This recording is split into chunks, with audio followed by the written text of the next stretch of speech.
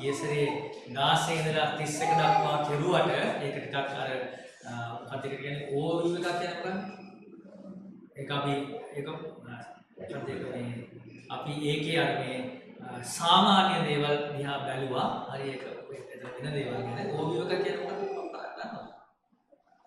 හරි අර උඩින් බැලීමක් වගේ තියෙනවා. හරි හැබැයි අද අපි මම කිව්වා ආපහු මෙතනට එනවා මම අපිට මේ කොටසේ ගොඩක් දේවල් මේ යාත්‍රාවේ ගොඩක් දේවල් ඉගෙන ගන්න තියෙනවා. ගොඩක් ඊශ්‍රායල් දේශයේ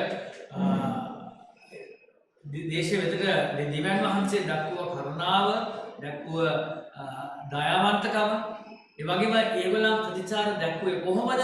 ඒ ප්‍රතිචාරක දෙවියන් වහන්සේ දක්වුව ප්‍රතිචාරය කොහොමද? ඇයි එහෙම කෙරුවේ කියන අපිට ඒවා ඉගෙන ගන්න ගොඩක් දේවල් තියෙනවා. ඉතින් අද 16 සහ 17 මම ආයෙත් කියවන්න යනවා. බලන්න මෙතන මම 15 කියනවා. ඔවුන්ගේ බඩගින්නට ඔබ ස්වර්ගයෙන් ඔවුන්ට කැම දුක්සේක. ඔවුන්ගේ පිපාසයට පර්වතයෙන් ඔවුන්ට වතුර නික්මවූසේක. ඔබ ඔවුන්ට දෙන ලෙස ඔබගේ අත ඔසවා දිවුල දේශය හිමි කර ගැනීමට ඇතුල් වෙන්න කියාද ඔවුන්ට අණ කළසේක. නමුත් ඔවුහුද අපේ පිය උඩඟුකම් කර තමුන්ගේ කුලාල් තද කරගෙන ඔබගේ ආඥාවන්ට ඇහුම්කන් නොදී සිටියෝ. ඔව් කීකරුවන්ට අකමැති. ඔවුන් අතරේ ඔබ කළ පුදුමවත් සිහි නොකර තමුන්ගේ කුලාල් තද කරගෙන වාල්කමට හැරී යන පිණිස තමුන්ගේ කැරලිකාරකමින් ප්‍රධානයෙකු පත් කරගත්තා. එහෙත් ඔබ කමාවෙන්නා වූ දයාබර වූ අනුකම්පාවෙන් පූර්ණ වූ ඉවසිලිමත් වූ කරුණා භරිත වූ දෙවි කෙනෙක් බැරි. ඔබ ඔවුන් අත් නොහැරියසේක. පුදුම කතාවක්. මේක පුදුම කතාවක්. අපේ හදවතට ඉතාමත්ම බලවත් ලෙස වැදෙන්න ඕනේ කොටසක්. දැන් ලෝකේ ඕනෑම රටක දික්කසාද වෙන්න බලපාන ප්‍රධානම හේතුවක් තමයි විවාහයේ ඉන්න අයගෙන් එක්කෙනෙක් සම්බන්ධයක් අතහැරලා දාලා යනවා. උඩ අපි ඉංග්‍රීසියෙන් කියන ඩිසර්ෂන්, abandonment. හරි. මෑතකදී කරලා තියෙන ජාත්‍යන්තර සංගණනයකින් පෙන්නලා දෙනවා තමාගේ ස්වාමි පුරුෂයන්ගෙන් වෙන් වෙලා ජීවත් වෙන මිලියන 2ක් විතර වෙන කාන්තාවන්ගේ ගොඩක් දෙනෙක් ඔය කියන විදියට අත්හැරලා දාලා යාම නිසා අසරණ වුණ අය වෙනවා කියන්නේ. එක්සත් රාජධානිය බ්‍රිතාන්‍යය හරි මුණත් සිද්ධ වෙන කසාද කඩා වැටීම් වලින් 105ක් නැත්නම් 10ක් අතර ප්‍රමාණයකට හේතුව මෙන්න මේ විදියට බිරිඳ හෝ සැමියා විවාහය අත්හැරලා දාලා යන එකයි. අපේ රටේ දිහා බැලුවොත් තනි අම්මලා මූලික වෙලා ඉන්න පවුල් දිහා බැලුවොත් ඒ පවුල් වලින් 23%කට හේතුව මෙන්න මේ විදියට සහකරුව නැත්නම් සහකාරිය විවාහයෙන් පලා යෑම කියලා කියන එක සංගණන වලින් අපිට ඉදිරිපත් කරලා දෙනවා. ලෝකෙ කොහෙ බැලුවා සැමියන් හෝ බිරින්දෑවරුන් තමන්ගේ සැකකරුවන්ව දාලා යන්න බලපාන හේතු එක වගේ. මොනවාද ඒ හේතු? අනියම් සමජතා පවත්වන එක. නිතරම එක්කෙනාගේ වැරදි හොයන එක, විවේචනය කරන එක. තමාගේ කාලත්‍රය පහත් කරලා සලකන එක. තමන්ගේ වැරදි පිළිගන්නේ නැතුව වැරදි වලින් පැනලා යන්න තත් කරන එක. සහ විවාහ ජීවිතය ඇතුලේ යමෙකුට අත්විඳින්න වෙන අසතුට විඳ දරාගෙන ඒක යටිපත් කරගෙන දිගින් දිගට ජීවත් වෙන්න හදන එක. මේ වගේ දේවල් තමයි සංගණන වාර්තාවල ප්‍රධාන හේතු විදියට අපි දක්වලා තියෙන දික්කසාදයට. හරි. හැබැයි මම පුද්ගලිකව දන්න විදියට සමහර මීට වඩා වෙනස් දේවල් තියෙනවා. මම දන්නා සමහරක් ඒගොල්ලන් විවාහ වුණාට පස්සේ එකපාරටම ඒගොල්ලන්ට හිතනවා මම විවාහයට සූදානම් නැහැ තාම. මම කරලා තියෙන වැරද්දක් මම වැරදි මම පියවරක් අරන් තියෙන්නේ කියලා ගොඩක් වෙලාවට ඒගොල්ලන් සූදානම් නැහැ. මේ විවාහ වෙලා ඉවරයි. චුට්ට කාලයකට පෙර ඒගොල්ලන්ට එකපාරටම තේරෙනවා අයියෝ මම මේ විවාහයට සූදානම් වෙලා හිටියේ නැහැ කියලා විවාහය දාලා යනවා. අනිත් එක පුරුෂයන්ට මම හිතන්නේ ගොඩක්ම සීමාවක් නැහැ. පුරුෂයන් ගොඩක් වෙලාවට බැඳලා පස්සේ ඒගොල්ලන් තනිකඩව ඉඳද්දී ඒගොල්ලන්ගේ අම්මා සලකපු විදිහට භාර්යාව සලකයි කියලා හිතාගෙන බනිනවා. බොරු නෙමෙයි ඇත්ත. බොරු නෙමෙයි ඇත්ත. හරි ඒගොල්ලන්ට අවශ්‍ය වෙලා තියෙන භාර්යාව නෙමෙයි අම්මා කෙනෙක්. ඉතින් අර මව් සෙනහස ඒ මව් හුරුතලය ලැබෙන්නේ නැති වුණාම විශේෂයෙන්ම පුරුෂයන් විවාහ වලින් වෙන් වෙලා යනවා.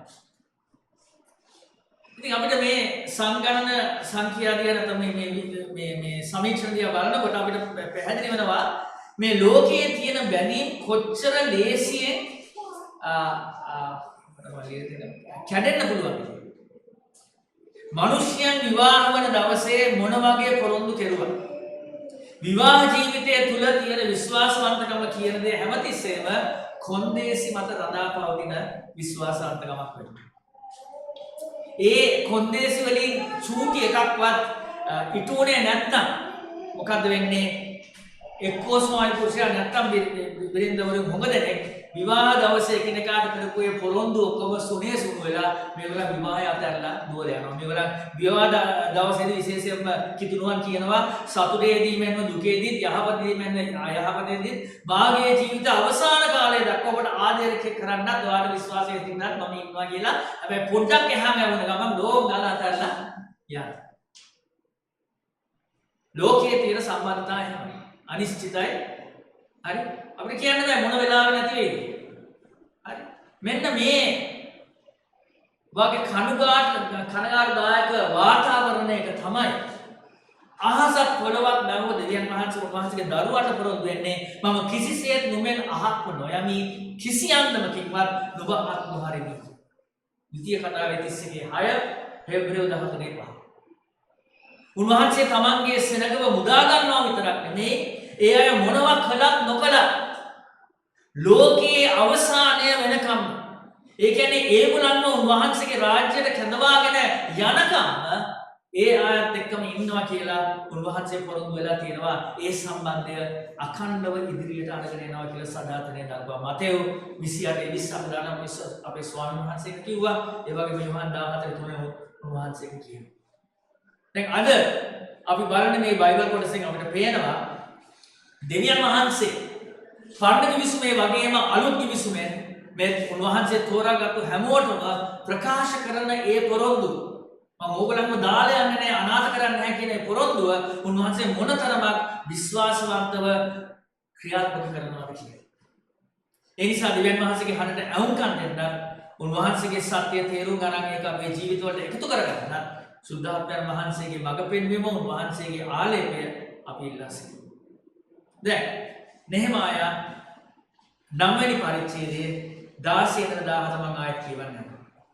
නමුත් ඔහුද අපේ පියවරුද කාලේ ඉඳලා ඔවුන්ගේ බඩගින්නට ඔබ ස්වර්ගයෙන් ඔවුන්ට කෑම දුන්සේ ඔවුන්ගේ පිපාසයට පර්වතයෙන් ඔවුන්ට වතුර නික්මෝසේ ඔබ ඔවුන්ට දෙන ලෙස ඔබගේ අතෝසවා දිවුල දේශය හිම කර ගැනීමට ඇතුල් වෙන්න කියාද ඔවුන්ට අඩකලසේ. නමුත් ඔවුද අපේ පියවරුද උඩඟුකම් කර තමුන්ගේ කුලල් තද කරගෙන ඔබගේ ආඥාවට ඇහුම්කන් නොදී සිටියෝ. ඔවුන් කීකරු වෙන්න අකමැති වී ඔවුන් අතරේ ඔබ කර පුදුමවත් සිහි නොකර තමුන්ගේ කුලල් තද කරගෙන වාල්කමට හැරී යන පිණිස තමුන්ගේ කැරලිකාර කමින් ප්‍රදානික පත්තර ගත්තෝය. එහෙත් ඔබ කමා වෙන්නා වූ දයාබර වූ අනකම්පාවෙන් පූර්ණ වූ ඉවසිලිවන්ත වූ කරුණාබරිත වූ දෙවි කෙනෙක් බැවින් ඔබ ඔවුන් අත් නොහැරියසේ. මොකද මේ කුලල් තද කරන්නේ? නේද? ඉංග්‍රීසියෙන් කියන ස්ටිෆ් නෙක් කියලා. හරි ඒ කියන්නේ මුරණ්ඩුකම. හරි නැමෙන්නේ නැති මුරණ්ඩුකම. සමහර කාට ඔබ කියනවා. හරි නේ? සමහර කාට කියනවා ඒ මුරණ්ඩුකම. නැමෙන්නේ නැතිකම. හරි බෙල්ල තද කරගෙන මෙහෙම ඉන්නවා. හරි ඒක තමයි කුලල් තද කරන්නේ. හරි දැන් මෙතන මුළු සෙනගටම ඇහෙන්න දෙවියන් වහන්සේට ප්‍රශංසා කරනවා. මොනවාටද ප්‍රශංසා කරන්නේ? ඒ අයව වහල්කමෙන් සහ සතුරන්ගේ අත්වලින් පුදුමාකාර විදියට බේර ගන්න දෙවියන් වහන්සේ මොනතරම් විශ්වාසවන්තව ක්‍රියා කළාද මොනක් කියන්නේ. ඒ වගේම එයා ප්‍රශංසා කරනවා පොරොන්දුන දේශයට යන ඒ දුෂ්කර ගමනේ රෑ දවල් දෙකේම දෙවියන් වහන්සේ ඒ අය ආරක්ෂා කරපු එක ගැන ඒ අයට අවශ්‍ය වන පෝෂණය නොවරදවා හැමදාම උදේට මන්නා ඒ වගේම වටුවෝ වතුර ඒගොල්ලන්ට ලබා දුන්නේ කියන එක දිගට අඛණ්ඩව ඒගොල්ලන්ට ඒ පෝෂණය ලබා දුන්නා කියන්නේ. ඒකම ඒ වගේම දෙවියන් වහන්සේ තමන්ගේ සෙනගව හමුවෙන්ට ස්වර්ගයෙන් බැහැලා සීනායි කන්න මතට පහළ වුණ එක ගැන උන්වහන්සේ ඒගොල්ලන්ට දෙන්න යන දේශයේ උන්වහන්සේ ප්‍රසන්න කරන සහ උන්වහන්සේට නමස්කාරයෙන් ජීවිත ගත කරන්න මඟ පෙන්වන ආඥා සහ අනපන ලබා දුන්න එක ගැන මේ එස්රා දෙවියන් වහන්සේ ප්‍රශංසා කරනවා. උන්වහන්සේ ඒගොල්ලන්ට කිව්වේ නෑ දැන් ගිහිල්ලා දැන් මේ මම ඔයගොල්ලන්ට දේශය දීලා තියෙනවා දැන් ගිහිල්ලා හරියට ජීවත් වෙන්න කියලා ඒගොල්ලන් අතහැරියේ නෑ නේද? එහෙම නෙමෙයි. උන්වහන්සේ ඒගොල්ලන්ට ඒ දේශය තුල කොහොමද ජීවත් වෙන්නේ? කොහොමද මාව මහිමයටපත් වෙන්නේ කියලා පෙන්වන්න. ඒගොල්ලන්ට අවශ්‍ය වෙන ඒ මඟ පෙන්වන්න ඒගොල්ලන්ට අවශ්‍ය වෙන ඒ අනපන උන්වහන්සේ දුන්නා කියලා උන්වහන්සේ එස්රා සෙනග ඉදිරියේ දෙවියන් වහන්සේට ප්‍රශංසා කරනවා. දෙවියන් වහන්සේ උන්වහන්සේ තෝරාගත්තු ඊශ්‍රායල් සෙනගට මේ වගේ වටිනා ආශිර්වාදයන් නොඅඩුවම දුන්නා. එහෙත් අපි අහන්න ඕනේ දෙවියන් වහන්සේගේ මේ ආදරණීය දයානුකම්පිත ක්‍රියාවලට උන්වහන්සේගේ සෙනග කියලා හිතපු ඊශ්‍රායල් මොනවාද ප්‍රතිචාරය දැක්වුවා. 16 වෙනි පදයෙන් ඒ ප්‍රතිචාරය ඊටමත්ම ලස්සනට විස්තර කරනවා. බලන්න. නොමුත් ඔහුද අපේ පියවරු උඩඟුකම් කර තමුන්ගේ කුල තද කර නැත්නම් මුරණ්ඩු වී ඔබගේ ආඥාවලට ඇහුම්කන් නොදී සිටියෝයි. මම ගිය සැරේ කිව්වා උන්වහන්සේ කරපු ඒ හැම සත්කාරය කෙරුවේ මේ අවසාන පියවර පිණිස. එනම් ඒගොල්ලන්ව පොරොන්දු දේශයට ඇතුළත් කරනවා. හරි?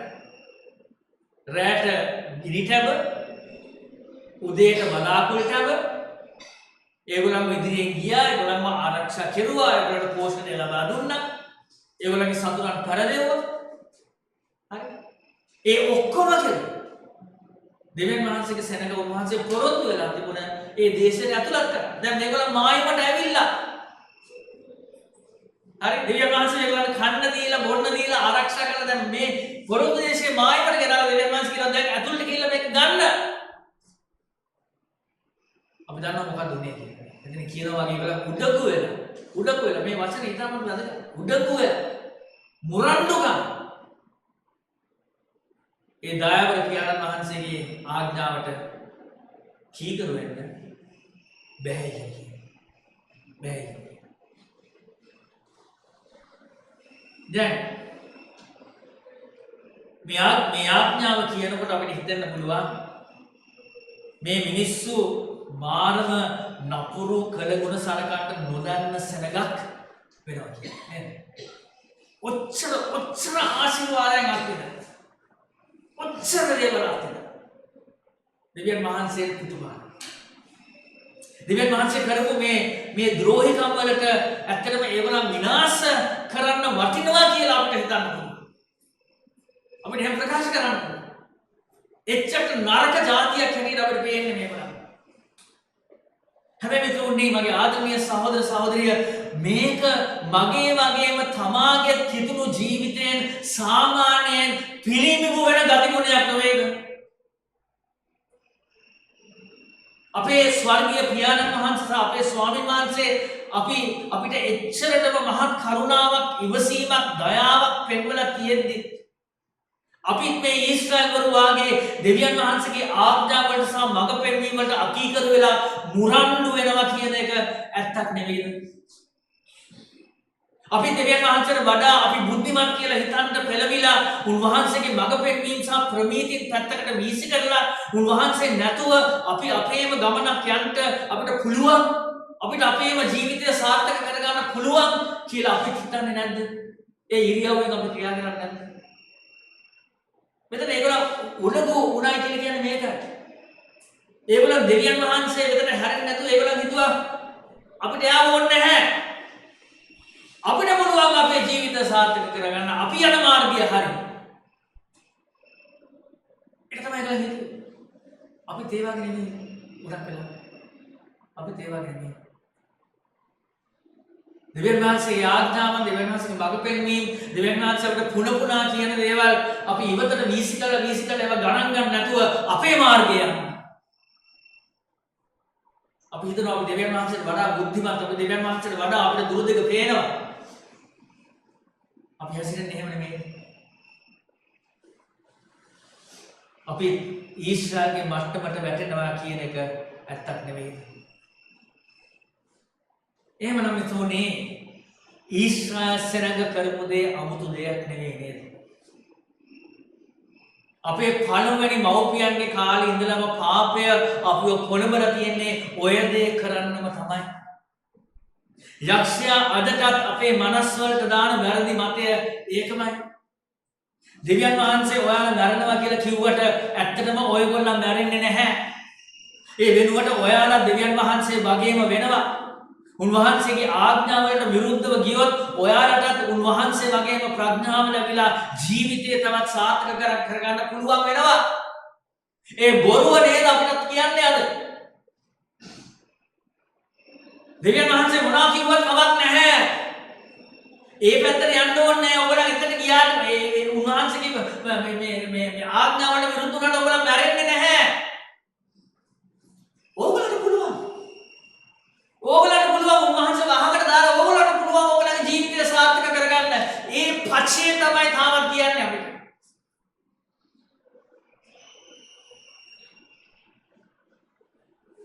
එතකොට යක්ෂයා අපේ ස්වාමීන්ම නොමග යවන්න උන්වහන්සේ ඉදිරිපත් කෙරුවේ ඔන්න ඔය අසත්‍යම නොවේද? අදත් යක්ෂයා අපිටත් මුමුණන්නේ ඔය අසත්‍යම තමයි. එහෙනම් අපි අපේ ස්වාමීන් වහන්සේට අකීකරු වන සෑම අවස්ථාවකදීම අපි කරන්නේ එදා ඊශ්‍රායල් සෙනඟ වාගේම යක්ෂයා කියන දේ පිළි අරගෙන ජීවිතය විනාශ කරන ඒ බොරුවටම අපි ආයත් කරන එකයි. ඒ කියන්නේ මම දෙවියන් වහන්සේට වඩා ඥානවන්තයි. උන්වහන්සේගේ ආඥාවලට අකීකරු වුණත් උන්වහන්සේගේ ප්‍රමිතිය අනුව ජීවත් වෙන්න අකමැති වුණත් කාරි නැහැ. මට මගේම වෑමෙන් මගේ ජීවිතය සාර්ථක කරගන්න පුළුවන් කියලා කියන අසත්‍යයට අපි යටත් වෙන එක තමයි කරන්නේ. අපි විහිං පාපයට අපේ අවයව බාර දුන්නා. අපේ පළවෙනි මව්පියන් ජීවත් වෙන්න ලැබුණේ ඒ උයන. ඒදන් උයන. ලස්සන උයනක් විතරක් නෙමෙයි ඒගොල්ලන්ට නිරෝගී ජීවිතයක් ගත කරන්න අවශ්‍ය හැම දෙයකම පිරලා තිබුණ ස්ථානයක් වුණා. අපිට ඒක බයිබලෙන් කියනවා නේද? ඒගොල්ලන්ට අවශ්‍ය හැම දෙයක්ම තිබුණා. ඒ ආශිර්වාදලත් පරිසරය ඇතුලේ ඒ අයට අඩුපාඩුවක් කියලා කිසිම දෙයක් තිබුණේ නැහැ. ඒ විතරක් නෙමෙයි දෙවියන් වහන්සේ මවාපු දේවල් තිබුණ මවාපු දේවල් තුල තිබුණ ඒ වර්ධනයට තුඩු දෙන ස්වාභාවික හැකියාව තව තවත් දියුණු කරගන්න කියලා උන්වහන්සේ ඒ අයට නිදහස දෙනවා නේද? ආදම්ට කියනවා මේ උයන සංරක්ෂණය කරන්න. ඒක කළමනාකරණය කරන්න. ඒ කියන්නේ මේක වර්ධනය කරගන්න. මේක තියෙන පොටෙන්ෂල් එක තවත් වැඩි කරගන්න. උන්වහන්සේ දෙවියන් කිව්වා නුඹලා බෝවි වැඩි වෙමින් පොළව පූර්ණ කොට එය යටත් කරගනිව්. ස්වාමී වූ දෙවියන් වහන්සේ මිනිස්සු අරගෙන ඒදන් උයන බවන්ටත් බලා ගන්නටත් ඒ පදිංචි කරවූසේ උත්පත්ති 1:28 මොකද ඒකෙන් බලාපොරොත්තු වෙන්නේ දෙවියන් වහන්සේ. එයාට ජීවත් වෙන්න උන්වහන්සේ ලබා දුන්න මේ ලෝකය තවත් ඵලදායක තවත් සමෘද්ධිමත් තැනක් වෙන්න සලස්වන ඒ ක්‍රියාවලින් සියල්ලම මවාපු මවකරුවන්ට මහිමය ගෙන දෙන්න. ඒක තමයි බලාපොරොත්තු. ඒ වුණාට මුනේ ඒක නෙමෙයි නේද? මුනේ ඒක නෙමෙයි. එතරම් ආශිර්වාදයන් ලැබුණ මේ දෙදෙනා දෙවියන් වහන්සේ දීපු ආශිර්වාදයන් සියල්ලම අමතක කරලා ඒගොල්ලන්ගේ විදියට ජීවත් වෙන්න ඒගොල්ලන් තීරණය කළා. උන්වහන්සේ ඒ අය ගැන දක්වපු ආදරණීය සැලකිල්ල සහ නොඅඩුවම දීපු හැමදේම අමතක කරලා දාපු ඒ අය දෙවියන් වහන්සේට විරුද්ධව කැරලි ගහනවා. තමන්ගේ විශ්වාසයයි ශක්තියයි ඔක්කොම සතුරාගේ අර බොරුවට බාර කරනවා. දෙවියන් වහන්සේ එච්චරම විශ්වාසවන්ත විදිහට ඒ අයව කැඳවගෙන ආපු පොරොන්දු වුණ දේශයේ සීමා වාසදී වනාන්තරයේ ඊශ්‍රායල් සෙනග කළෙත් ඔන්න ඔය දේම තමයි. ඒ රළු භයානක පාලුකරය මැදින් ආපු මුළු ගමන පුරාවටම ස්වාමීන් වහන්සේ ඒ අය වෙනුවෙන් කරපු හැම පුදුම දේම අමතක කරලා තමන්ට ඕන විදිහට හැසිරෙන්න ඒගොල්ලන් තීරණය කළා.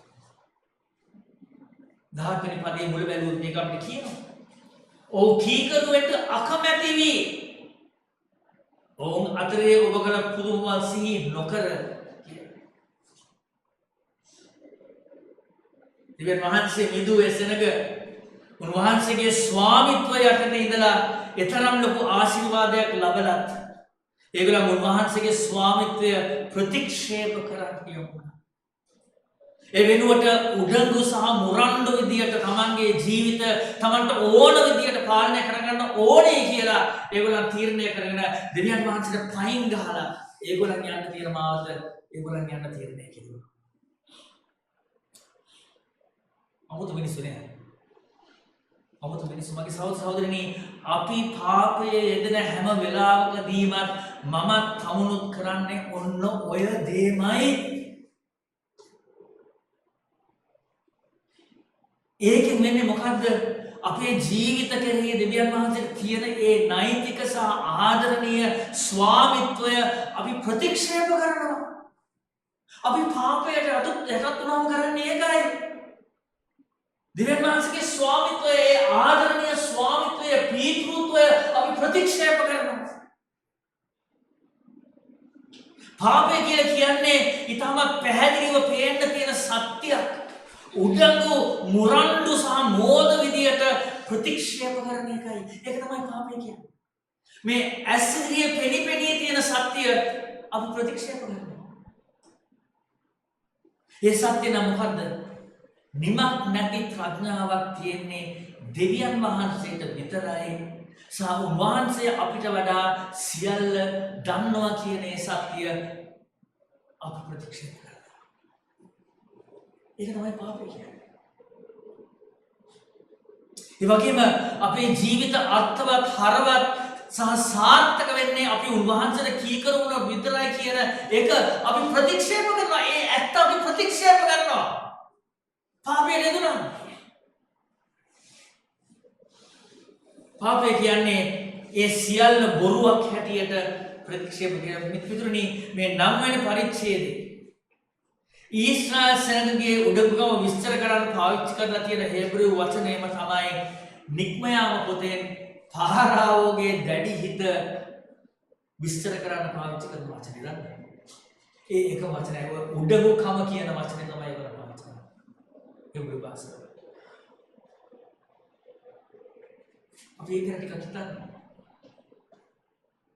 මන්ද අපිට ඒකෙන් පවසන්නේ මෙන්න මේකයි.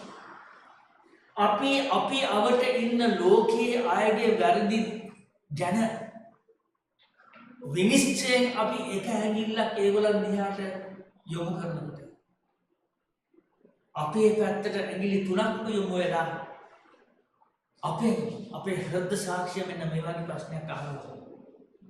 තමා මේ ආකාරයට විනිශ්චය කරන පාප වලින් ගැලවීම ලබාපු මිනිස්සු හැටියට තමාගෙන් ගැලවීම ලබල නැති ලෝකයේ මිනිස්සුන්ට වඩා වෙනසක් ප්‍රදර්ශනය වෙනවා. තේරෙනවද කිව්වද? ඔයා අනිත් ඒගොල්ලන් විනිශ්චය කරන පාප වලින් වහව ගලවලා තියෙන්නේ. හැබැයි මේ ගැලවීම තමන්ගෙන් පිළිඹු වෙනවද? එහෙම නැත්නම් තමත් ඒගොල්ලන් අතර වෙනසක් නැත. තමා ඒගොල්ලන්ට විවේචනය කරන දේ ගැනම තමාට ට්‍රිපල් විවේචනයක් කරනවාද?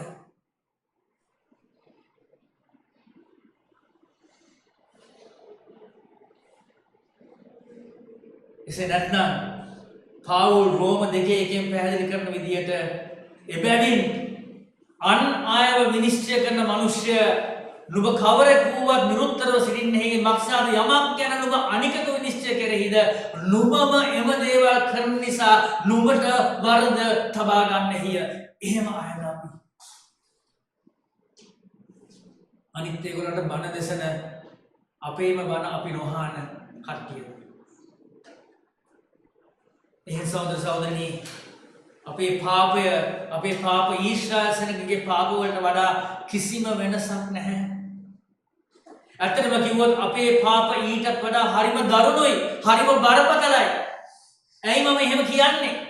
හේතුව මේකයි. ඊශ්‍රායල් සෙනගට වගේ නෙමෙයි අපිට දැන් දෙවියන් වහන්සේගේ සම්පූර්ණ වචනය හරහා උන්වහන්සේගේ කැමැත්ත සහ එළිදරව්ව සම්පූර්ණයෙන්ම ලැබිලා තියෙනවා.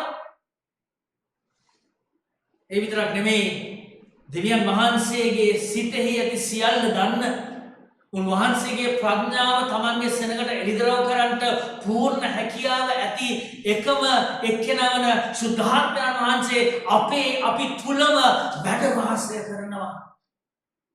ඊශ්‍රායල් වගේ නෙමෙයි. ඒගොල්ලන්ට ඒ ආශිර්වාදයන් තිබුණේ නැහැ. ඒගොල්ලන්ට මේ වචනය තිබුණේ නැහැ. ඒගොල්ලන්ට මේ වචනය පැහැදිලි කරන්න පුළුවන් සුද්ධාත්මයන් වහන්සේ ඒගොල්ලන්ගේ හදවත තුළ වාසය කරුවේ නැහැ. අපිට මේ දෙකම තියෙනවා. අපේ පාපයත් ඒගොල්ලන් කරපු ඒවට වඩා බරපතලයි.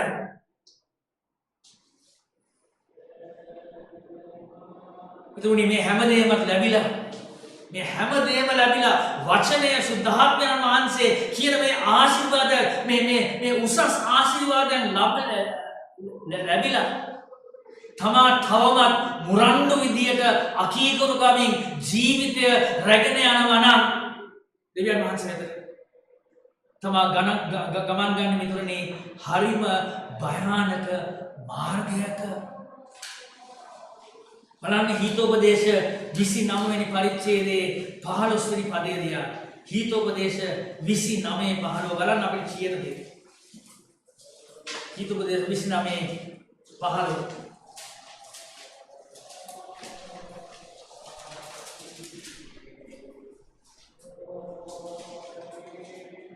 ඉපලද තරවට් කිරීමද ප්‍රඥාව දන්නේ. ඒ තමාගේ කැමැත්තට අත්හරිනු ලබන දරුවා තමාගේ මවට ලැජ්ජාව පමුණුවයි. 29:15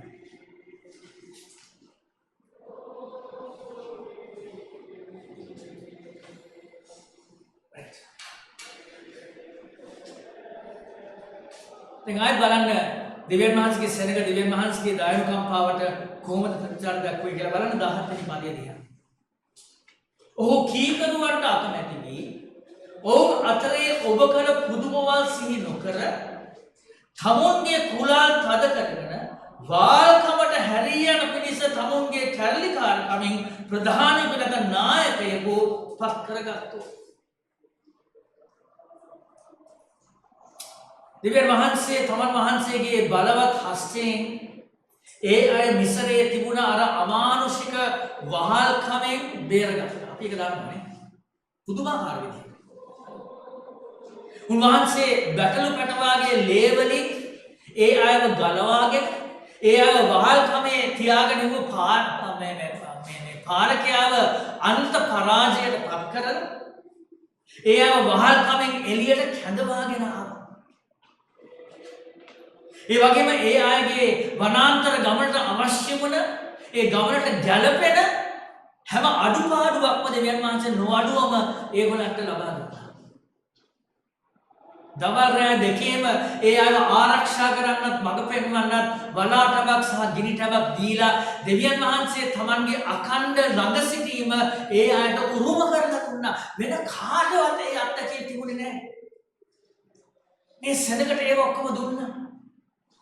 ඒ විතරක් නෙමෙයි දෙවියන් වහන්සේ ආසින් මන්නා වස්සලා පර්වතයෙන් වතුර මතු කරලා එයාව පෝෂණය කළා. මේ හාස්කම් දෙකෙන්ම පෙර ඇඳුමක් කරනවා. මොකද පෙර අනුවම මතු කාලයේදී තමන් වහන්සේගේ සෙනඟගේ ආත්මික බඩගින්නක් පිපාසයත් සදාටම නිවන්න මහත්ම දෙවිඳුන් එවන්ට යන ක්‍රිස්තුස් වහන්සේව. මන්නා වලින් සහ වතුර වලින් නිරූපණය කරුවේ ඒකයි. බලන්න කරුණාකරලා යෝහාන් සුභාරන්තිට හරව ගන්න අපේ ස්වාමීන් වහන්සේ මේ ගැන දෙයක් කියනවා. අපි ඒක බලමු. යෝහාන් 6:51. යෝහාන් 6:51. ස්වර්ගයෙන් බැස ආවා වූ ජීවනදායක කෑම මවය. යමෙක් මේ කෑමෙන් කෑවොත් ඔහු සදාකාල ජීවත් වෙන්නේ. එසේ ලෝකයාගේ ජීවනය පිණිස මා විසින් දෙන්නා වූ කෑම නම් මගේ මාංශය කීසේක. ආයත් හරව ගන්න. රයිට්. ඔව්. යෝහාන් 4:10 සහ 14. යෝහාන් 4:10 සහ 14.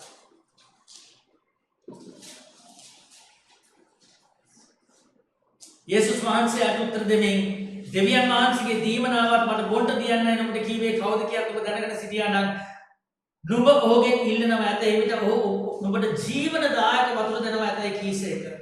ඊට පස්සේ බලන්න 14 වෙනි පදය. නමුත් මා දෙන වතුරෙන් බොන කවදාවත් කිසි කාලයක පිපාසා නොවන්නේය. මා ඔහුට දෙන වතුර ඔහු තුළ සදාකාල ජීවනය නික්මන්නා වූ වතුර උල්පතක් වන්නේය කීසේක. මිතුරනේ අපිට දෙවියන් වහන්සේ දීලා තියෙන ඒ පෝෂණය ඒකයි. අපේ ආත්මික ජීවිතය සාරවත් කරන්න ක්‍රිස්තුස් වහන්සේ නැමැති ස්වර්ගයෙන් එන ආහාරය සහ ස්වර්ගයෙන් එන ජීවනදායක වතුර. ප්‍රශ්නේ මේකයි. අපි ඒ පෝෂණය ඒ දීලා තියෙන පෝෂණය මොනතරම් ප්‍රයෝජනයක් ගන්නවද? කොච්චර ප්‍රයෝජන ගන්නවද? අපි කී වතාවක් ඒ ආහාරය කන්න ඒ වතුර බොන්න යමු වෙනවා. නිකන් දීලා තියෙන දෙයක්. සල්ලි අය කරන්නේ නිකන් නේ. ලංකාවේ මිනිස්සු නිකන් දෙන ඒවා වලට කැමති. නිකන් පරිපෝෂ කරනවා. හරි. ඔව්. ඉතින් මේ නිකන් දීලා තියෙන ජීවනදායක වතුර ස්වර්ගයේ ආහාරය අපි සතියට කී වතාවක් ඒවයින් ප්‍රයෝජන ගන්නවද? ඒවට යොමු වෙනවද? ඒවයින් ශක්තිමත් වෙන්න අපි යොමු වෙනවද?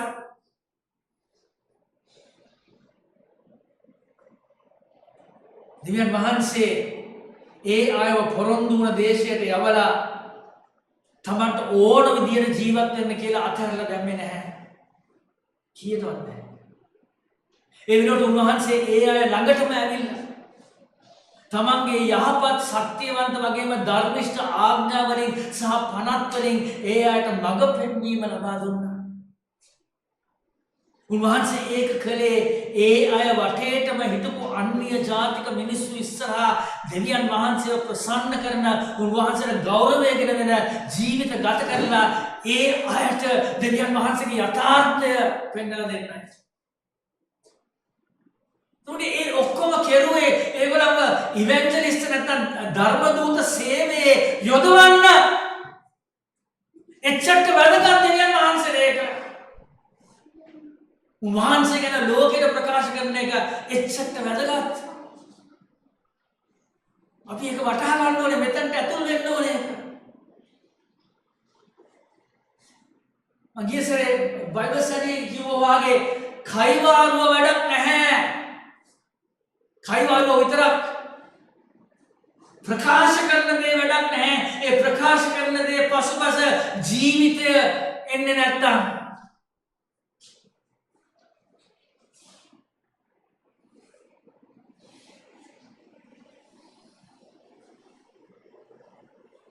යේසුස් ස්වාමීන් තුලින් අපිට ප්‍රදානය කරලා තියෙන නව ජීවනය හැම අතකින්ම දෙවියන් වහන්සේගේ මහිමය උදෙසා ගත කරන්න.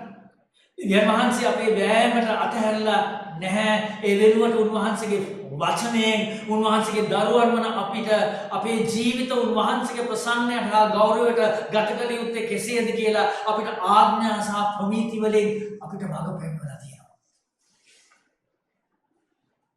අපිට යේසුස් ස්වාමීන් තුලින් ඒ දේ කරන්නට හැකියාව උපදවලා තියෙනවා. ඒකයි මිතුරුනි අපිට දෙවියන් වහන්සේ ඉදිරියේ නිදහසක් නැත්තේ. ඒකයි අපේ පාපයේ ඊතරම්ම බරපතල වෙන්නේ. ඒ දෙවියන් වහන්සේගේ සෙරග ඒකට කොහොමද ප්‍රතිචාර දක්වන්නේ? අපි කතාව දන්නවනේ. මෝසෙස් සීනායි කන්ද උඩදී දෙවියන් වහන්සේගේම සුද්ධ අභිමුඛයේ ඉඳන් දෙවියන් වහන්සේ තමන්ගේ සෙනගට දක්වන ඒ අප්‍රමාද අනුග්‍රහයේ තවත් එක ලස්සන සලකුණක් වුණ දේව ව්‍යවස්ථාව ලබා ගනිමින් සිටියදී ඒ අතරතුරේදීම එම කන්දෙම පාමුල හිටිය දෙවියන් වහන්සේගේ සෙනග ස්වාමීන් වහන්සේට විරුද්ධව හැරෙනවා. ඒ විතරක් නෙමෙයි දෙවියන් වහන්සේ එච්චර පුදුමාකාර බලවත් විදියට ඒ අයව ගලවාගෙන ආපු අර වහල්කමට ආයමත් යන්න මෝසෙස් එනකම් ඉවසීමක් නැහැ. අපෝ අපි ආයමත් මිස්රයට යමු, එතන කන්න බොන්න තියෙනවා හොඳට කියලා. ඒගොල්ලෝ දෙවියන් වහන්සේ මිදූ වහල්කමින් නැවතත් ඒ වහල්කමට යන්න ඒගොල්ලෝ නායකයෙක්ව වත් කරගන්න. ආරම්භ කියනවා අපි ආපහු වරන්න. මෝසස් කන්දුවට හිටියේ. දෙවියන් වහන්සේ උන්වහන්සේගේ දයාව කරුණාව අපිට පෙන්වමු දැන් කමක් නැහැ. අපිට ඕනේ ආයෙත් යන්න එතනට. විදු ඒ පාපයට අපි යන්න ඕනේ ආයෙත්. එවැනි තීරණයක් දෙවියන් වහන්සේගේ සෙනඟ එවැනි තීරණයක් ගත්තාම ඇත්තටම මොකක්ද කියන්නේ? ඒ අය දෙවියන් වහන්සේගේ ඒ පුදුමාකාර ගැලවීමේ වරප්‍රසාදයට පිළිකුල් කෙරුවා. මිස්ර වැසියන් එක්කම තමන්වත් විනාශ වෙලා යන එකෙන් තමාව බේරගත්ත අර ලේවලට ඒ අය නිග්‍රහ කෙරුවා. ඒ වගේම මිස්රයේ ඉඳන් පොරොන්දුන දේශයේ සීමා වෙනකන් ආපු දවස් 11ක මුළු ගමන පුරාවටම තමන්ව පෝෂණය කරපු ආරක්ෂා කරපු රැකබලාගත් දෙවියන් වහන්සේගේ ඒ ප්‍රේමයටයි ඒ දයානුකම්පටයි ඒවලම් අපහාස කෙරුවා. ඒවලම් පයින් ගහලා දැම්මා. ඒක තමයි මේ තෝරාගත් සෙනඟ කෙරුවේ. අර එහෙම නැවතත් මිස්රයට යන්න නායකයෙක්ව පත් කරලා මිස්රයට යන්න තැත් කිරීමෙන් ආදරණීය සහෝදර සහෝදරිනී, පාපය අපව කොච්චර කැත පහත් තැනකට ඇදලා දානවද කියන එක අපිට මේකෙන් පේනවා නේද? අපිට මේකෙන් පේනවා. ඒත් අපේ අලුතින් ඉපදීමත් ගැලවීමත් මගින් පාපයට අපිට ඉහදින් තිබුණ බලය සම්පූර්ණයෙන්ම බිඳලා දැම්මා. ඒක ඇත්ත. ක්‍රිස්තුස් වහන්සේ අපව පාපයෙන් මුදාලා ඒකේ ආධිපත්‍ය පරාජය කරලා අපිට නිදහස ලබා දුන්නා කියන එක ඇත්ත. කොලොස් 2:13 ඉඳලා 15 අපිට මේක කියනවා. හැබැයි පාවුල් මාර්ගයෙන් දෙවියන් වහන්සේ අපිට උගන්වන ආකාරයට පාපය නිසා අපි තුළ ඇති වුණ ඒ සම්පූර්ණ පිරිහීමේ බලපෑම තවමත් අපේ මේ මානසික ජීවිතය තුළ පවතිනවා. පාපයේ කැලැල්ල තවත් පවතිනවා. ඒක දෙවියන් වහන්සේ අපිට දීපු අලුත් ස්වභාවයත් එක්කව සමගාමීව ගමන් කරනවා. තමත් මාත් දෙවියන් වහන්සේට අගෞරවය කරන ඒ විනාශකාරී බලපෑමට, පාපයේ බලපෑමට යටවෙන්න තීරණය කරන හැම වෙලාවකදීම අපි කරන්නේ හරියටම අර ඊශ්‍රායල් සෙනඟ කරපු දේමයි. අපි දෙවියන් වහන්සේගේ ස්වාමිත්වය ප්‍රතික්ෂේප කරනවා. අපේම ආශාවන් පස්සේ අපිව අරගෙන යන්න ඉදිරිපත් වෙන නායකයෙක්ව අපි තෝරා ගන්නවා. කවුද නායකයා? කවුද නායකයා? සාතන්. ඒක තමයි අපි කරන්නේ. දෙවියන් වහන්සේගේ ස්වාමිත්වය එපා කියලා උන්වහන්සේගේ ස්වාමිත්වය යටින් අපි මිදිලා අපි තවත් නායකයෙකුට පත් කරනවා කියන්නේ අපි සාතන්ගේ අතට අපේ ජීවිතය බාර කරනවා කියන එකයි.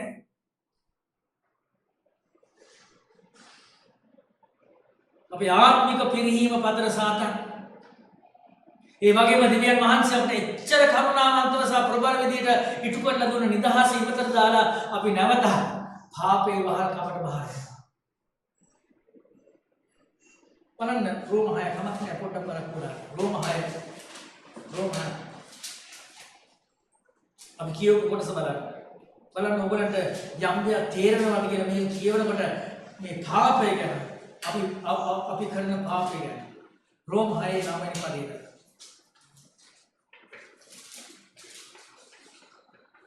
එබැවින් අපි උන්වහන්සේ සමග මැරුණේ නම් උන්වහන්සේ සමග ජීවත් වෙන්න.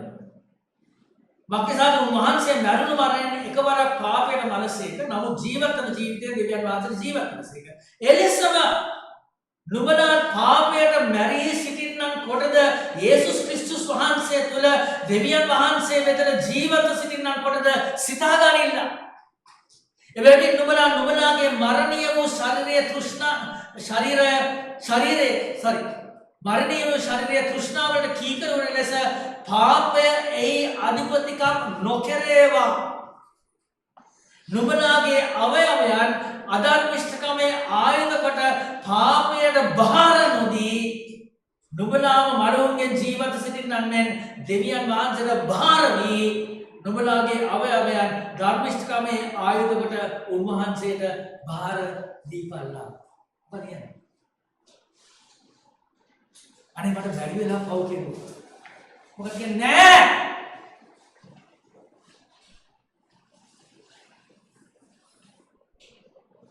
අපේ පාපයට පරීක්ෂාව නාවහම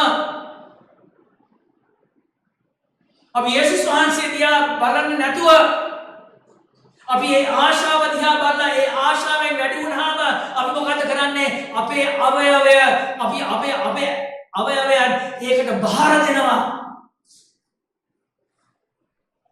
අපි සාතාන්ට බාර වෙනවා.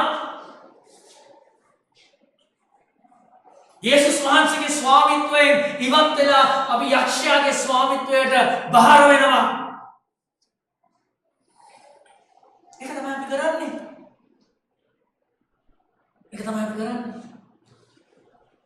යේසුස් ක්‍රිස්තුස් වහන්සේගේ ධර්මිෂ්ඨ ජීවිතේනොත් අපේ පව් වෙනුවෙන් ඉටු කරපු දිවි පූජාවෙනුත් අපට නව ජීවිතයක් උරුම කරලා දෙන උත්ථානයනුත් අපිට පාපය පරාජය කරන්නත් යක්ෂයාට විරුද්ධව ඉන්නත් ඒ වගේම උන්වහන්සේගේ ප්‍රසන්නය සහ මහිමය වෙනුවෙන් ජීවත් වෙන්නත් අපිට බලය දීලා තියෙනවා.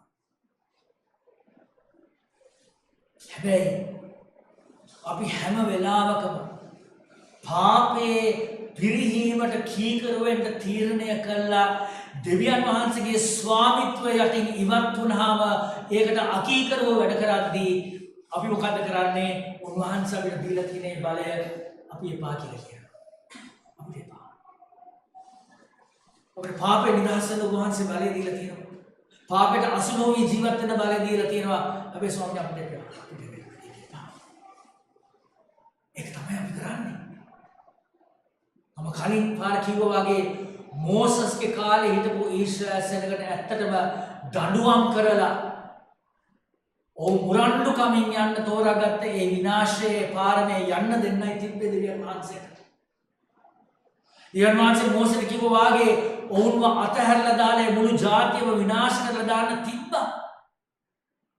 ඒත් නෙහෙමියා කියන විදියට එස්රා කියන විදියට උන්වහන්සේගේ තියෙන මහා කරුණාවන්තකම නිසා උන්වහන්සේ ඒ දේ කෙරුවේ නැහැ. ඒ වෙනුවට ඔවුන්ගෙන් බහුතරයක් උන්වහන්සේ නැවතත් පිළිගත්තා. උන්වහන්සේ නැවතත් ඒගොල්ලන්ට ජීවත් වෙන්න අවසරය ලබා chance. එස්රා මෙතන ප්‍රසාදසා කරන්නේ දෙවියන් වහන්සේගේ තියෙන ඒ මහා කරුණාවන්තකමට සහ උන්වහන්සේට පිටුපාපු සෙනග ගැන උන්වහන්සේ කොච්චර ඉවසීමෙන් වැඩ කළාද කියන එකයි. දෙවියන් වහන්සේ ප්‍රශංසා කරන්නේ උන්වහන්සේ අපිට දෙවෙනි අවස්ථාවක් ලබා දෙන දෙවියන් වහන්සේ නිසායි. එස්රා සහ නෙහෙමියාගේ කාලේ පවා ඒක ඒ විදිහටම ඇත්තක් වුණා. තමන් වහන්සේට විශ්වාසවන්ත නැති වුණ ඒ සෙනග වෙතට දෙවියන් වහන්සේ දිගින් දිගටම පෙන්වුවේ මහා පුදුමාකාර ඉවසීමක් සහ කරුණාවක්. යුදා දේශයේ සෙනග බැබිලෝනියේ වහරුන් බවට පත් වුණේ ඔවුන් සතවර්ෂ ගණනාවක් තිස්සේ දිගටම දේව ගිවිසුමට අවිශ්වාසවන්ත වෙලා රූප වන්දනාවට පෙළඹුණ නිසා පුන වුණා. දෙවියන් වහන්සේ පා කියන්නේ. එයාගේ පාප වලින් ඉවත් වෙලා ආයමත් තමන් වහන්සේ වෙතට හැරෙන්න කියලා සෙනඟට අනුතුරු අඟවන්න දෙවියන් වහන්සේ අනාගත වක්තෘවරුන් පිට එව්වා. හැබැයි ඔවුන් ඒ කිසිම අනුතුරු ඇඟවීමට ඇහුම්කන් දෙන්න කැමති වුණේ නැහැ. මිත්‍රමුනි තමත් ඒවද දේව වචනයේ පුනා කියන දෙයට තමා යටත් නොවි මුරණ්ඩු කමින් මම මගේ මාර්ගයේ යනවා කියන ඒ මුරණ්ඩු කමින් දෙවියන් වහන්සේට පාඩමක් උගන්වන්න වාගේ අපි මේ මාර්ගයේ යනවාද? දෙවියන් වහන්සේ පාඩමක් ඉගෙන ගන්න නැහැ. අපිට තමයි පාඩම ඉගෙන ගන්න වෙන්නේ. ඒක භයානක පාඩමක්. ඊශ්‍රායල් දේශයේ ඉතිහාසයෙන් කියනවා ඒක භයානක පාඩමක් අපි ඉගෙන ගන්නේ. අපි එහෙම ජීවත් වෙනවා නම් නෙබුකඩ්නෙසර් රජුගේ මාර්ගයෙන් සිද්ධ වුණු ඒ පිටුවහල් කිරීම ඇත්තටම මේ කැරලිකාරකමට දෙවියන් වහන්සේ දීපු දඬුවමයි. අවුරුදු 70ක් තිස්සේ ඔවුන් පිටුවහල් වෙලා හිටියත් පිටුවනේ පුදුමාකාර දේ මේකයි. දෙවියන් වහන්සේ තමා තෝරගත්ත සෙනගව අතහැරලා දැම්මේ නැහැ. පුදුමයි. අවුරුදු 70ක් දුක විඳලා අවුරුදු 70ක් පහල්කමේ බැබිලෝනායේ දෙවියන් වහන්සේගේ උදාහස විඳලා හිටියත් දෙවියන් වහන්සේව නම අත්හැරියේ නැහැ. අපිට නෙහෙමියා පොතෙන් පැහැදිලිව පෙන්눔 කරන්නේ මේ දෙවියන් වහන්සේගේ ඒ ගතිගුණයයි. ඒ ඉවසීම, ඒ දයාව, ඒ ප්‍රේමය. ඒක තමයි නෙහෙමියාගේ පොතෙන් අපිට දිගින් දිගට පෙන්වන්න කරන්නේ.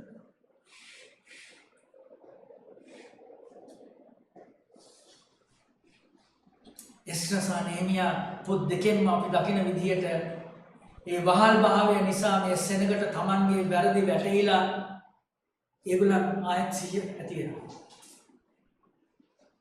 දෙවියන් වහන්සේ අපිට දෙන විඥානුකූල දඬුවම් වල අරමුණක් හැම වෙලේම මේක තමයි. අපි විනාශ කරන්නේ නෙමෙයි. අපිට පෙරලන්න. ඔයා ගිහිල්ලා තියෙන්නේ කොහාටද? ඔයා ලබාගෙන තියෙන්නේ මොනවද? හැරිලා එන්න. උන්වහන්සේගේ විඥානුකූල ක්‍රියාදාම වල අරමුණ හැම වෙලේම මේක තමයි. යෙරුසලමේ පෞර ආයමත් ගොඩනගන ඒ කාර්ය ජීවමාන වූ අතිශුද්ධ වූ දෙවියන් වහන්සේගේ යථාර්ථයේද සුද්ධවන්තකමද බලයද කරුණාවන්තකමද වගේම විශ්වාසවන්තකමද කොච්චරද කියලා තේරුම් ගන්න මේ සෙනගට උපකාර වුණා. 2 පේතෘස් 3:9 පේතෘස් කියනවා වාගේ දෙවියන් වහන්සේ තමන් වහන්සේගේ ධර්මිෂ්ඨ විනිශ්චය කරුණාවන්තව ප්‍රමාද කරන්නේ තෝරාපත් අයගෙන් කිසිවෙක් විනාශ වෙනවට උන්වහන්සේ අකමැති වෙන නිසායි කියලා. උන්වහන්සේ බෝකල් ඉවසනවා කියලා කියනවා.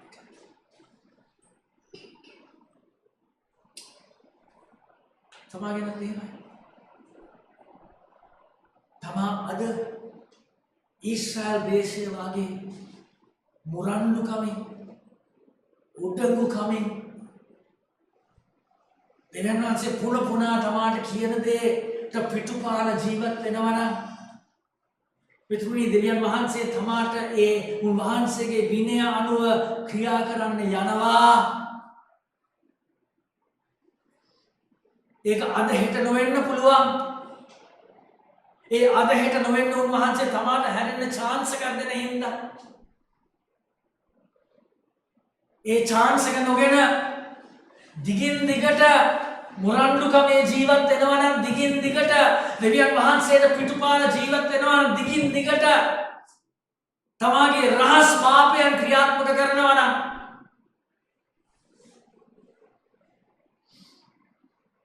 අන්තිමට උන්වහන්සේගේ විනයානුකූල ක්‍රියාවට තමාට මුහුණ දෙන්න වෙනවා.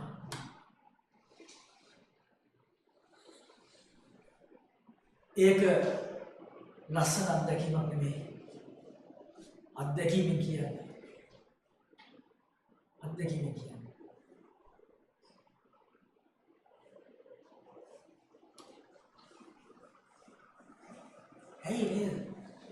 ඇයි දෙවියන් වහන්සේ එච්චර ඉවසන්නේ?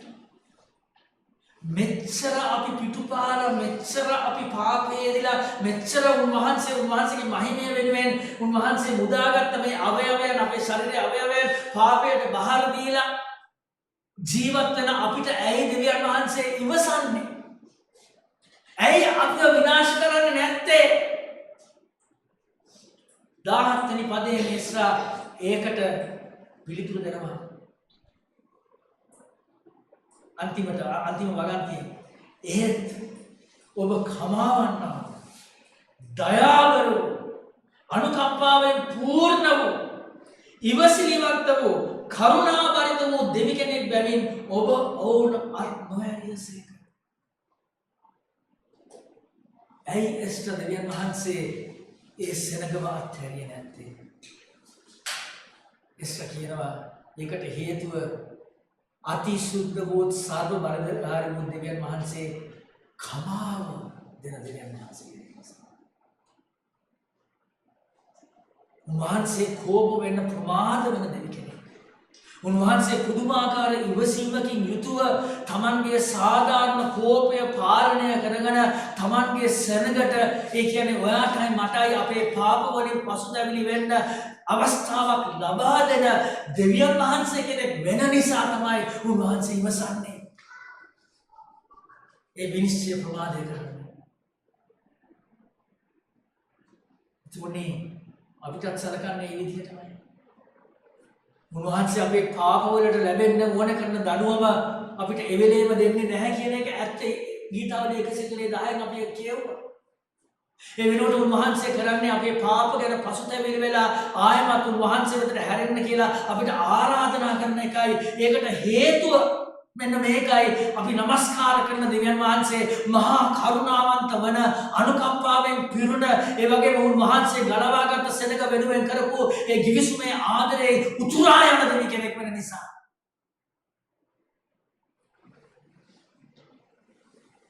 ඒකෙන් අදහස් කරන්නේ මොකක්ද ඇත්තටම?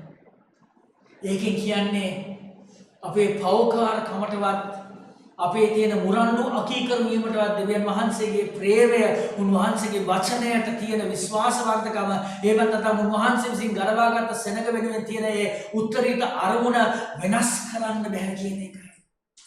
අපේ පාපයෙන් උන්වහන්සේ සැලසුම් කඩාකප්පල් කරන්න බෑ.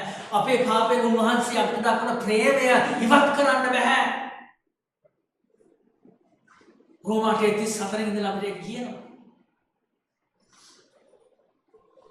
ඒ කියන්නේ දෙවියන් වහන්සේ තමාගේ සාමගේ පාප ගණන් නැතුව ඉන්නවා කියන එකද? නෑ. ඒකෙන් අදහස් කරන්නේ මෙන්න මේකයි.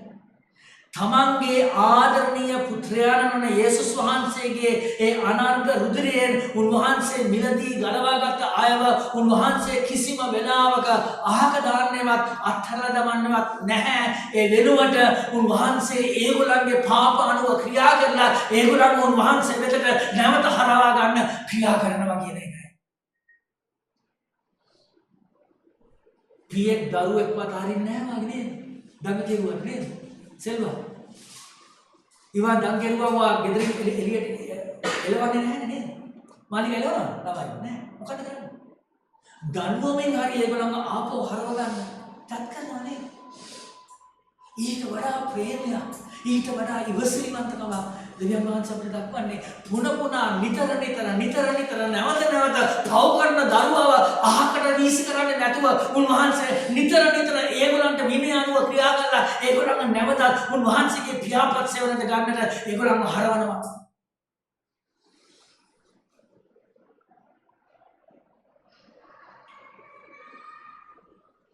ඇදහිලිවන්තය ආදරය කරන්නේ ඒ වගේ දෙවි කෙනෙකුට. ඇදහිලිවන්තය බාර වෙන්නේ ඒ වගේ දෙවි කෙනෙකුට.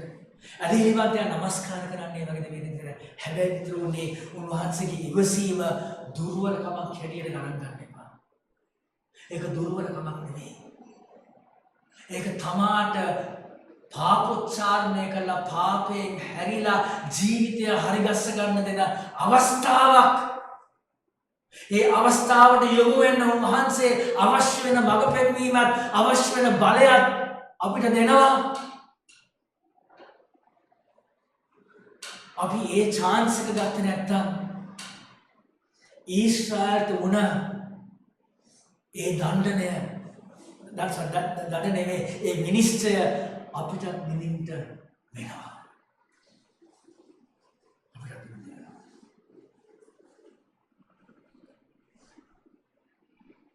මතකයිනේ අත්තික ගහේ කතාව. කාලාන්තරයක් තිස්සේ පැල කරලා ලොකු වෙලා පෝර දාලා වතුර දාලා නේද? පස බුරුල් කරලා ලස්සනට තියාගෙන හිටියා. අයිතිකාරය ඇවිල්ලා බලනවා මේකේ පළ තියෙනවද නැහැ. මත්ත බලා ගන්න කෙනාට කියනවා උදුරලා විසිකර. මේක නිකන් මේ පස්සේ දින පෝෂණය උරා ගන්නවා විතරයි කියලා. කවුද මේ වත්ති බාහිර කරු හැටියට පෙන්වු කරන්නේ? යේසුස් වහන්සේ. උන්වහන්සේ කියනවා නෑ තව ටිකක් තියෙනවා. තව ටිකක් පෝෂණය කරන්න. පියාණන් කියනවා හරි.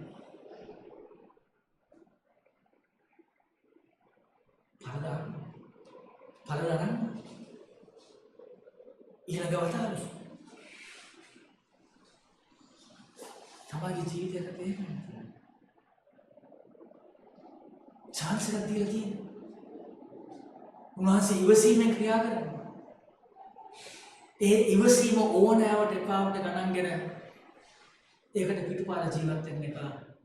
ප්‍රතිඵල භයානකයි. යාත්‍රා ස්වාමී කාර්යයට ස්තුතියි. ඊශ්‍රායල් දේශයේ ජීවිතයෙන් ඒ පැවතීමෙන් ඔබ වහන්සේ අපිට පෙන්වන ඒ දේට අපි ඔබ වහන්සේට ස්තුතිවන්ත වෙනවා. පාවුල් කියනවා වගේ ඒ හැම දෙයක්ම සටහන් කරලා තියෙන අපේ වාසිය අපිට ඉගෙන ගන්න. ස්වාමී ඊශ්‍රායල් දේශයට වුණ දේ ඊශ්‍රායල් දේශය පාපයට ගිය නිසා පාපේ මුරණ්ඩුකමින් ජීවත් වුණු නිසා ඒගොල්ලන්ට සිදු වුණ දේවල් අපේ මතකයට නංවලා අපේ ජීවිත ඔබ වහන්සේ වෙතට කැප කරලා ඔබ වහන්සේගේ ස්වාමිත්වය යටතට පත් කරලා ඔබ වහන්සේගේ මහිම වෙනුවෙන් ගෙනියන්න අපි උනන්දු කරන්න ස්වාමිනී. ඔබ වහන්සේගේ කරුණා ගුණය ඔබ වහන්සේගේ ඉවසීම ඕනෑවට පාවට ගණන් නොගෙන ඒ දෙන අවස්ථාවෙන් ප්‍රයෝජන ගන්න අපිව ප්‍රඥාවන්ත අය කරන්න ස්වාමීනි. යේසුස් ක්‍රිස්තුස් වහන්සේගේ නාමයෙන් දැන් ඔබ සියලු දෙනාම ජීවමාන